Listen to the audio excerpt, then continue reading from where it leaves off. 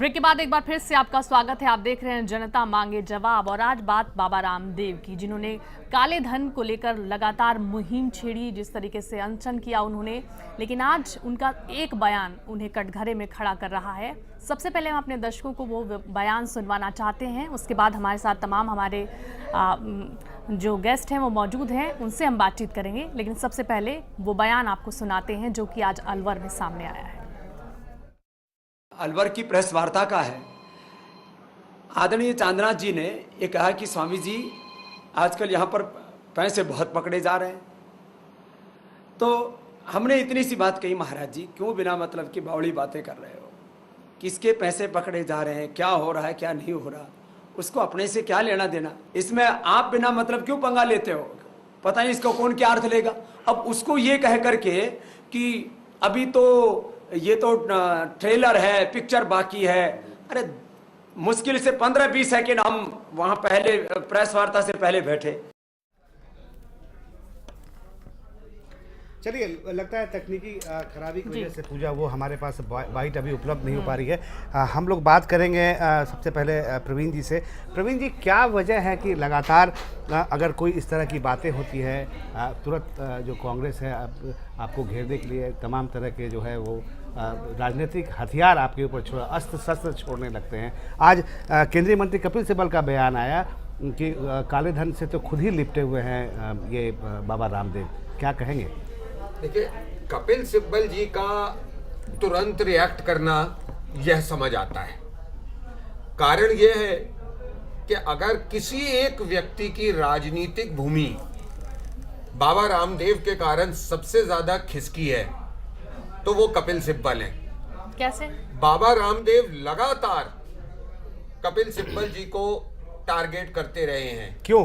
सबसे बड़ा सवाल एक सीधी सी बात है, बाबा रामदेव बेईमान के खिलाफ बोलते हैं। कपिल सिब्बल के खिलाफ कोई ऐसा मेजर स्कैम नहीं हुआ है। कपिल सिब्बल के खिलाफ इस देश में कपिल सिब्बल जैसा बेशर्म मंत्री तो दूसरा है ही नहीं, जिसने 2G स्कैम, जिसको सुप्रीम कोर्ट मॉनिटर करके इंक्वायर करा रहा है, कपिल सिब्बल ने खड़े होकर के पार्लियामेंट तक में कह दिया था ये तो जीरो लॉस स्कैम है। बाद में अब इधर उधर बदले जाते हैं। बाबा रामदेव से कैसे आप इसे कनेक्ट देखिए, बाबा रामदेव से मैं इसलिए कनेक्ट करता हूं कि बाबा रामदेव एक वो व्यक्तित्व हैं जो काले धन के खिलाफ लगातार बोलते रहे हैं। काला धन सारा देश जानता है, सबसे ज्यादा अगर किसी एक परिवार का विदेश में है तो वो गांधी परिवार है, और गांधी परिवार के मुख्य वकील, मुख्य पैरवीकार इस देश में सब जानते हैं कपिल सिब्बल हैं। आज की तारीख में कपिल सिब्बल ने जो कानूनी ट्रस्ट बना रखा है, यही आरोप तो कांग्रेस भी लगा रही है ना कि चुनाव में जो खर्चा हो रहा है वो काले धन का के पैसा है, आरोप। खर्च हो रहा है। मैं तो चुनौती देता हूं कपिल सिब्बल जी को, जो आज इलेक्शन नहीं, मैं आपसे दूसरी बात कहता हूं, कपिल सिब्बल आज इलेक्शन कमीशन में जाके शिकायत कर रहे हैं। अभी तो अगले अंदाज 25-26 रोज तक इस देश में कांग्रेस की सरकार है, सीबीआई उनके पास है, वो तेजी से काम करें, जांच करा लें बाबा रामदेव के खिलाफ। हम अशोक जी के पास जाएंगे। अशोक जी, बिल्कुल आप इशारा कर रहे हैं, हम आपके पास आएंगे। अशोक जी, मैं एक सीधा सा सवाल पूछ रहा हूं आपसे प्रवीण जी, अगर आपके पास कोई सबूत है कि गांधी परिवार के पास करोड़ों में, जैसा आप बता रहे हैं, millions and millions black money है जो कहीं और रखा हुआ है, तो निश्चित तौर पर आपके पास कुछ ना कुछ सबूत होंगे।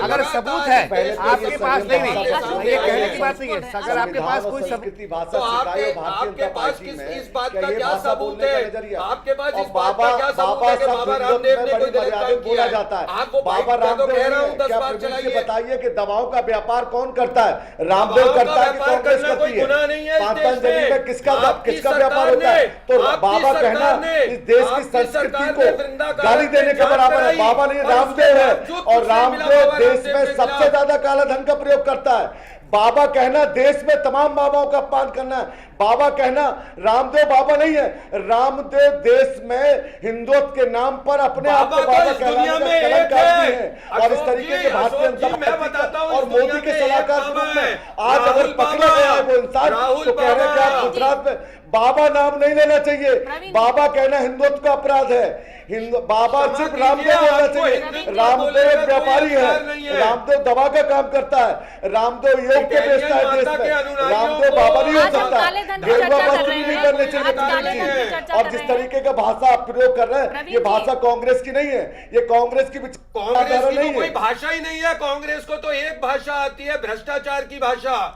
चलिए लेन देन सीधा की सा भाषा। प्रवीण जी, सीधा सा सवाल मेरा, काले धन पर बीजेपी ने अपने घोषणा पत्र में तो बातें कही हैं, लेकिन बड़ा सवाल यही है कि इस तरीके की 10 भाषा साल कांग्रेस पहले- की नहीं है। 10 साल पहले बाबा आपकी भाषा शब्द सिर्फ हिंदुत्व भ्रष्टाचार में की भाषा है। गाली देने के बराबर। रामदेव बाबा नहीं हो सकता। रामदेव व्यापार नहीं हो सकता। अगर पात्र मुद्दे देश से में क्या होता है? दबाव का व्यापार ये होता है चर्चा कि नहीं भटक होता है? जाएगी। अगर मुद्दे से भटकेंगे योग चर्चा को भटक बेचने जाएगी। वाला बाबा नहीं हो सकता। अरे आप छोड़ियो ना, कौन क्या बेच रहा है? आपने तो देश ही बेच खाया 10 साल में।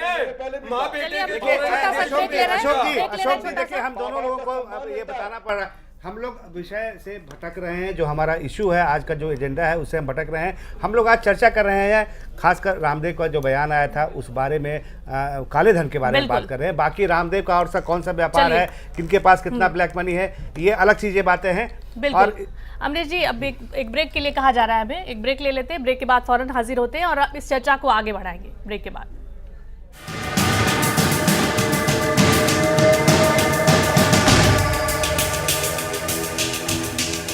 ब्रेक के बाद एक बार फिर से स्वागत है आपका। आज हम लगातार बाबा रामदेव की भूमिका को लेकर चर्चा कर रहे हैं, क्योंकि बाबा रामदेव जिस तरीके से काले धन के मुद्दे को लेकर उन्होंने लोगों में जागरूकता फैलाई, लोग आशा भरी नजरों से उनकी तरफ देख रहे थे, लोगों को एक विश्वास था बाबा रामदेव पर।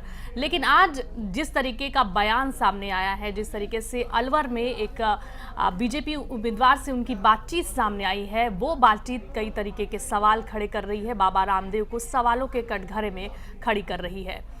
हमारे साथ हमारा पूरा पैनल मौजूद है। हम इस वक्त सीधे रुख करेंगे प्रवीण कपूर जी का। प्रवीण जी, मेरा सीधा सवाल आपसे ये है, काले धन के मुद्दे को लेकर बाबा रामदेव आपके साथ आए, अच्छी बात है। बीजेपी ने अपने घोषणा पत्र में भी काले धन का जिक्र किया, एक अलग टास्क फोर्स बनाने की बात की अपने घोषणा पत्र में। लेकिन इसके पहले जब आप 6 साल तक सत्ता में रहे थे, उस वक्त क्यों नहीं आपको काले धन को वापस लाने की सुधाई, कैसे काला धन आएगा, ये तमाम बातें आपने पहले सोची? अगर आप थोड़ा सा भी सरकारी फाइलों की यात्रा करेंगी तो आपको यह बात अच्छे से मालूम पड़ेगी कि अडवाणी जी ने अपने कार्यकाल में, यशवंत सिन्हा जी ने अपने वित्त मंत्री के कार्यकाल में इस पर कार्य प्रारंभ कर दिया था। अब उसके बाद 10 साल तक इस देश ने जो सरकारें देखी, जिस तरह उन सरकारों ने हमारे द्वारा सौंपी हुई एक अच्छी खासी अर्थव्यवस्था को खराब करके रख दिया 10 सालों में। हम 8.5% का जीडीपी इस देश को देके गए थे। अब जब सत्ता में दोबारा आएंगे तो लगभग 4.5-5% के बीच का हमें मिलने वाला है। यहां से हमें शुरू करना है। उसी तरह हमने जो भी कार्रवाई की थी काले धन के मसले में, उस सब पर माननीय सोनिया गांधी जी,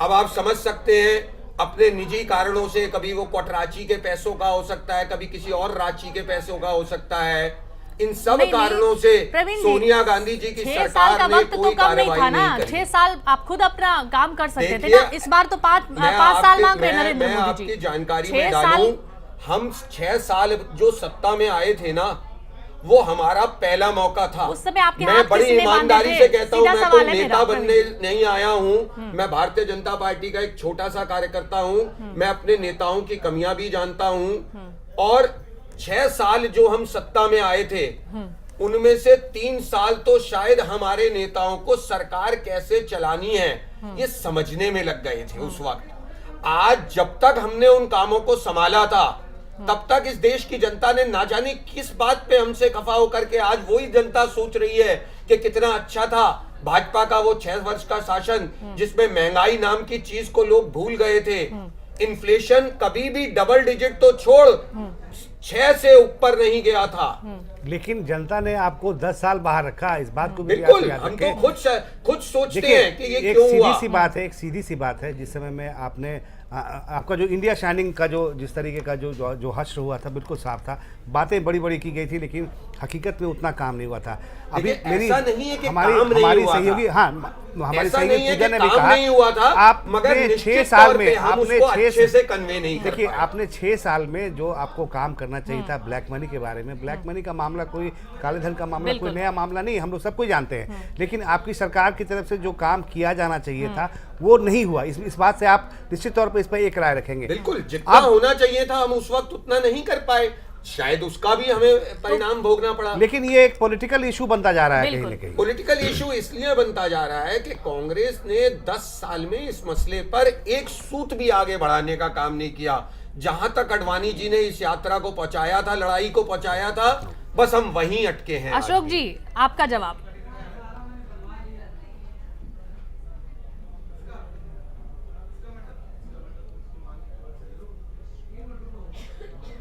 पूजा मेर जी से पूछ लो, प्याज किसके जमाने, महंगाई की बात करो तो प्याज। देखिए अशोक जी, काले धन पे बात हो रही है। काले धन पे अशोक जी, प्याज पे मैं आप क्षमा मत चाहूंगा, जाइए, मैं क्षमा जी। चाहूंगा, काले काले धन धन पे पे बात हो रही काले धन पे है। बात विषय सुनो, ये बोले नहीं प्रोस्पेक्ट के बारे में नहीं कीजिए। भारतीय काले जनता धन पे पार्टी सुनना आपकी नहीं सरकार पसंद ने करती। क्या किया ये नहीं, बताएं आप तो प्लीज। महंगाई की बात नहीं, बात महंगाई की हो रही थी, बात महंगाई की हो रही थी, ये नेहरू परिवार की बात कर रहे हैं, सोनिया जी की मेरी बात कर आपसे रहे हैं। अपील है, हम काले धन पर अपने आप सीधा को सवाल अशोक जी, मैं सीधा जवाब सवाल भी मेरा, करूंगा। इन्हें मुझे इन्हें कहने 6 का साल का मौका मौका दीजिए। मिला, आपको पहले 10 साल का सुनील मौका जी मिला, अपनी बात काले कर धन रहे पर थे, आपकी बात पार्टी ने रामदेव क्या की हो किया? रही। ये सीधा बता सवाल दें कि रामदेव व्यापारी है या नहीं है। अशोक जी। रामदेव क्या करते हैं उससे मेरा कुछ लेना देना नहीं है, मगर अगर रामदेव में कोई कमी होती, अशोक जी रामदेव में अगर कोई कमी होती तो आपकी सोनिया माता की सरकार अब तक उसे फांसी पर लटका चुकी होती।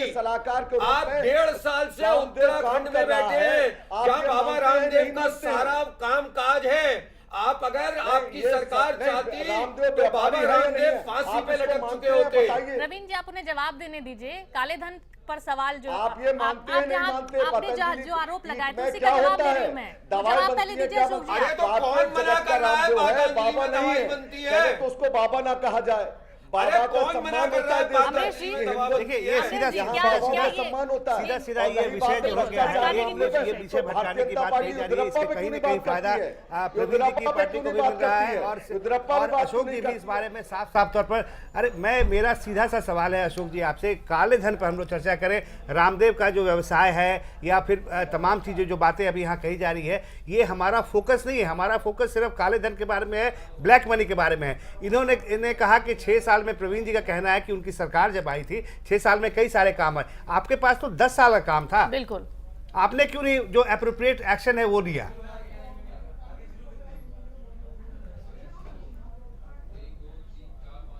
देखिए, हमने कांग्रेस पार्टी ने हमेशा भ्रष्टाचार के खिलाफ लड़ाई लड़ी। काले धन के बारे में मैं बात कर रहा हूं, भ्रष्टाचार के लिए नहीं, काले धन के बारे में बताइए। एक कार्ड डालकर सारी जानकारी मांग सकता है। भारतीय जनता पार्टी के पास 6 साल में, मैं उसी की बात कर रहा हूं। मैं काले बात भ्रष्टाचार की होती है, इसने भ्रष्टाचार पर कितने काम किए हैं ये खुद ही जानते हैं। प्रवीण जी बताए ना, आरटीआई का अधिकार किसने दिया भ्रष्टाचार? अरे आप आरटीआई का तो कोई जरूरत ही नहीं है। स्विट्जरलैंड के बैंकों ने लिस्ट भेजी हुई है। श्रीमान अशोक जी, इस देश को मालूम है कि कोटराची को बरी किसने करवाया। काले धन की बात करने का आपको कोई अधिकार नहीं है। और आप तो चलिए प्रवीण जी, अशोक जी जवाब देना शायद नहीं चाहते इस गुमराह मसले में। करने एक बार का फिर से प्रयास कर रहा है। आपके पास आना कांग्रेस चाहेंगे। कभी नहीं करती है। अरे अशोक जी, प्रवीण कोटराची देश और को सोनिया गुमराह मत गांधी का करिए, रिश्ता तो देश बता को सच्चाई दीजिए। बताइए। देश को काले उद्रप्पा कौन था? अरे बाबा कोटराची रामदेव कौन कितना था बड़ा पहले आदमी, वो कितने तो दिन में बन बताइए। गया? कहां से पैसा आया बाबा रामदेव के पास? बाबा रामदेव के पास पैसा कल प्रवीण परसों जी, नहीं भाई आया। रामदेव आशीष जी, को आप ये दोनों के पास संपत्ति हम कहां से आ लौटेंगे, गई? अपने सहयोगी ये अमरीश बताइए जी के ना। पास चलेंगे। अमरीश और जी, भारतीय जनता पार्टी काले मोदी धन के का जो सलाहकार मुद्दा के रूप है, में उस मुद्दे पर लगातार सियासत बहुत बार होती है और जब जब इलेक्शन आता है तब ये मुद्दा जो है वो जोर शोर से उठता है। क्या आपको लगता नहीं है काले धन जैसे इशू पर, जिस तरीके से बाबा रामदेव ने कहा कि काले धन को हम वापस देखिए, लाएंगे, हाँ। नरेंद्र मोदी ने कहा कि हम काले धन को वापस लाएंगे, काले धन क्या कहीं कचड़े में पड़ी हुई चीज है जिसे हम वापस लाएंगे? आप कैसे वापस लाएंगे? इस बारे में कोई भी ठोस रणनीति, ठोस बात कोई नहीं करता। देखिए, सिर्फ इस मुद्दे को बहकाने की, भुलाने की कोशिश की जाती है। बल्कि मैं इसमें एक लाइन और जोड़ना चाहूंगा। पूरे इस मुद्दे पर दोनों जो राष्ट्रीय पार्टियां हैं इसको पॉलिटिकली इनकैश कर रही हैं। एक सपने दिखा रहा है और एक पॉलिटिकल पार्टी जो नहीं कर पाई वो बता रही है कि हमने क्यों नहीं कर पाया। हमारे पास बिल्कुल अच्छी तरह याद है जब प्रणब मुखर्जी जो अभी राष्ट्रपति हैं, महामहिम राष्ट्रपति हैं, उन्होंने उनकी समय से एक बार इनिशिएटिव लिया गया था। वो भी इसमें निश्चित तौर पर बीजेपी ने दबाव डाला था। संसद में कई बार ये प्रश्न उठा था। उसके बाद व्हाइट पेपर लाने की बात हुई, श्वेत पत्र जारी भी किया गया। लेकिन जो सीधे तौर पर जो इन्फॉर्मेशन सामने उभर कर आ रहा था उसमें यही कहा गया था कि जो स्विट्जरलैंड की जो बैंक्स हैं वो बैंक इंफॉर्मेशन शेयर नहीं करना चाहते, जबकि सच्चाई इस तरह की नहीं थी। वो इंफॉर्मेशन शेयर करने के लिए एक स्टिपुलेटेड टाइम दिया था। हाँ, गवर्नमेंट ऑफ इंडिया ने, फाइनेंस मिनिस्ट्री ने उस पर सही समय पर उस पर जो एक्शन लेना चाहिए था वो एक्शन नहीं लिया। प्रवीण जी कुछ कहना चाहते हैं? और यहाँ मैं इसमें आपकी बात में एक बात जोड़ना चाहता हूँ कि वित्त मंत्री रहते हुए महामहिम राष्ट्रपति डॉक्टर प्रणब मुखर्जी ने उस पर कार्यवाही भी शुरू की थी, मगर घबराई हुई सोनिया गांधी ने पहला काम ये किया कि उन्हें वित्त मंत्रालय से निकाल राष्ट्रपति भवन में पहुंचा दिया। देखिए, चलिए ब्रेक के बाद अशोक जी के पास चलेंगे और इस पर जवाब लेंगे। ब्रेक का वक्त हो गया यहाँ पर। ब्रेक के बाद फौरन हाजिर होते हैं। चर्चा जारी।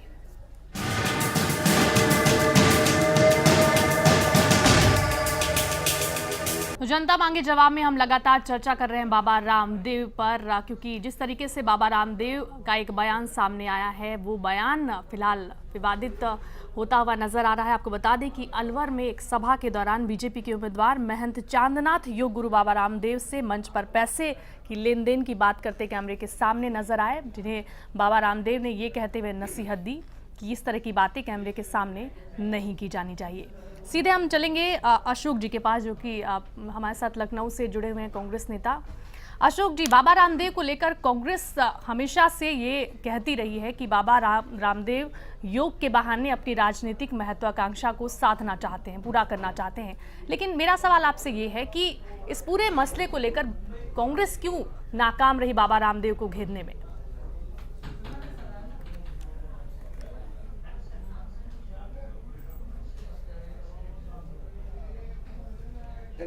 बाबा रामदेव यादव जी के बारे में मैं ये दो बातें कहूंगा कि इस व्यक्ति के दो चेहरे हैं। ये व्यक्ति दो तरह की बातें देश में करता रहता है। देश में हमेशा रामदेव यादव जी का कहना है कि विदेशी सामान मत खरीदो, और विदेश में जाकर देश में इलाज कराना भी पसंद नहीं करते। अशोक जी, आपकी राष्ट्रमाता जी तो देश में इलाज भी कराना पसंद नहीं करती। ये तो बता दीजिए, उसको देशी बीमारी है, विदेशी बीमारी है। कारोबार फैलाया है पूरी कर लेंगे। आप सम्मान बात कीजिए। आप बाबा रामदेव के आगे यादव वगैरह क्यों लगा रहे हैं? आपकी क्या महत्वाकांक्षा है ये सब करने की? नाम नहीं लिखता हो, जो आप शर्म के माध्यम से बेचता हो देश के, जो पैसा ज्यादा दे उसको आगे बिठाता है। बाबा नहीं है, बाबा के रूप में उसको गेरुआ वस्त्र नहीं पहनने चाहिए। अरे तो इटली वाली माता को दिल्ली में इलाज करवा दो। रामदेव को पहनना चाहिए और काले धन का इस्तेमाल करता है। काले धन पर 2 रुपये और केंद्र सरकार ने काले धन पर तमाम काम किया है। ज्यादा अच्छा है। अमरीश जी, आपके पास आना चाहेंगे। बीजेपी का क्या स्टैंड होना चाहिए था अभी? देखिए, बीजेपी को सपोर्ट किसी भी पॉलिटिकल पार्टी को, कोई इस तरह की जो एलाइड या लाइक माइंडेड कोई ग्रुप है, कोई संगठन है, वो सिद्धांतों के आधार पर, या फिर अगर लगता है किसी पॉलिटिकल पार्टी का कोई इस तरह का जो थ्योरी है, जिसको उसकी जो प्रिंसिपल है पसंद अगर है तो वो सहयोग कर सकता है। लेकिन हमने ये निश्चित तौर पर देखा है कि बाबा रामदेव जिस तरह से बीजेपी को सपोर्ट कर रहे हैं और बाद में जाकर जिस तरह से मोदी के लिए खुलकर उन्होंने वकालत की है, उनका पूरा कैडर जो है वो भी चुनाव में लगा हुआ है यहाँ पे, तो ठीक इसमें कहीं कोई गुरेज नहीं है। लेकिन सवाल उठता है कि जो हाई स्टैंडर्ड की बात करते हैं, काले धन की बात करते हैं, तो काले धन को लेकर उनके ऊपर भी कई जो इरेगुलरिटीज है वहाँ पर उनके खिलाफ भी सामने बिल्कुल। इन्फोर्समेंट डायरेक्टर ने कई सारे। प्रवीण जी से भी एक रिएक्शन ले लेते हैं। प्रवीण जी, अब ये मसला सामने आने के बाद भी क्या योग गुरु बाबा रामदेव राजनीतिक खेवनहार होने के साथ साथ बीजेपी के भी खेवनहार बनेंगे? देखिए, बाबा रामदेव बीजेपी को समर्थन दे रहे हैं, ये एक अच्छी बात है, मगर दूसरी ओर भारतीय जनता पार्टी किसी भी रूप में बाबा रामदेव को अपना एक सदस्य नहीं मानती है कभी भी। वो हमारे एक अच्छे सहयोगी हैं, हम उनका सम्मान करते हैं। चलिए, बहुत बहुत शुक्रिया। वक्त की कमी है। अशोक जी, आपका भी बहुत बहुत धन्यवाद। लखनऊ से आप हमारे साथ लगातार जुड़े हुए हैं। तो अब अमरीश जी, जनता के सामने सबसे बड़ा आप क्या बताना चाहेंगे? आज का जो ये पूरा कार्यक्रम रहा, जिस तरीके से बाबा रामदेव पर हमने चर्चा की, क्या लगता है जनता के दिमाग में इस वक्त क्या जा रहा है? देखिए, ये तो कहीं ना कहीं जिस तरह से पैसे का चुनाव के दौरान बिल्कुल साफ तौर पर देखा जाता है, आरोप प्रत्यारोप तक तो बात सही समझ में आती है, लगातार चर्चा होती है। एक पॉलिटिकल पार्टी दूसरे पॉलिटिकल पार्टी को कई सारे इस तरह के जो वेपन है, राजनीतिक हथियार है, उससे घेरने की कोशिश करती है। लेकिन जो लबोलबाब यही सामने उभर कर आता है, बातचीत पैसे को लेकर हो रही थी, जिसको लेकर थोड़ा सा एम्बैरेस नजर आए थे।